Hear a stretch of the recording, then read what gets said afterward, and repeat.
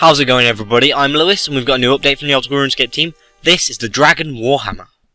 Rumours have been flying around the Shazin camp of the terrifying Lizardmen Shaman, dropping a new, powerful weapon, the Dragon Warhammer. The Shazin forces are struggling to fight off Lizardmen Shaman in the west of Great Korend. Towering over the Shazin soldiers, these level 150 beasts are proving quite the challenge. Rumours have been making their way around the Shazin camp of these vicious creatures, dropping the fabled Dragon Warhammer.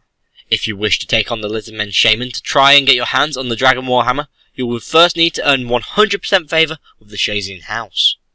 The Dragon Warhammer is a 60 attack crush weapon, with an impressive special attack and the following stats: -4 stab attack, -4 slash attack, +95 crush attack, -4 magic attack, and 85 melee strength bonus. The special attack of the Warhammer reduces the defense of your opponent by 30% of their current defense level if your hit is successful, and increases your damage dealt by 50%. So, what are you waiting for? Grab your Shazin armor and head over to the Lizardmen Shaman to try your luck at getting a Dragon Warhammer. This week, we've also got a task-only Wyvern Cave expansion. A fella called Steve has kindly opened up a new area for avid slayers to take on skeletal wyverns. If you're on a task, you can use the area just above the existing wyverns to complete your task with a little less competition. Steve's wyvern area holds 14 additional wyvern spawns, which will be very useful if you're on a slayer task and you've got to kill wyverns. Next, the old style mining rock return. Today Old School gets a little bit more old school. Mining rocks all around the game have been reverted to use the original mining rock model.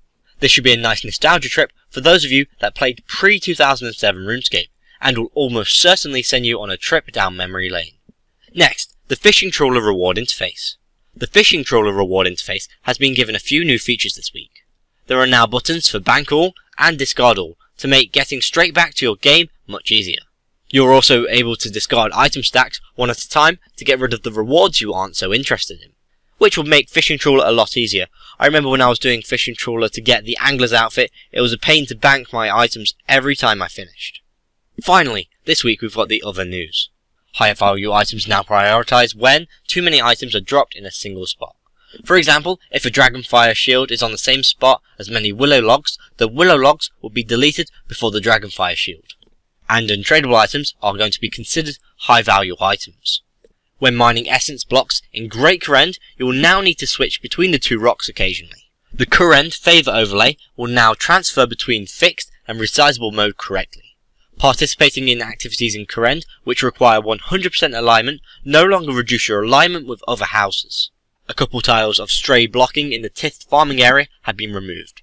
A couple of incorrect floor tiles in the Archaea's Grand Library have been corrected.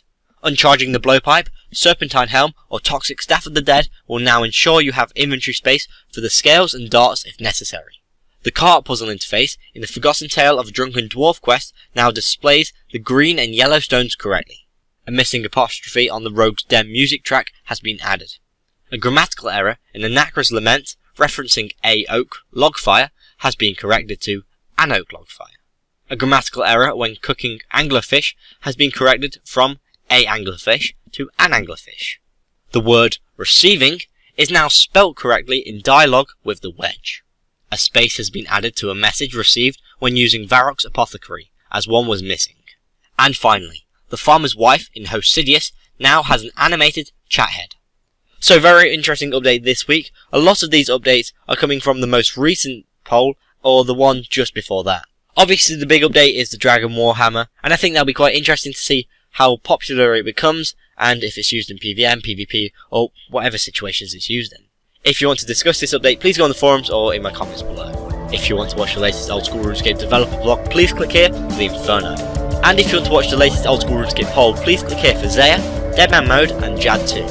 If you've enjoyed this video, please like and share, and if you want to keep up to date with the Old School RuneScape updates, dev blogs and polls, please subscribe. I've been Lewis, thanks for watching, goodbye.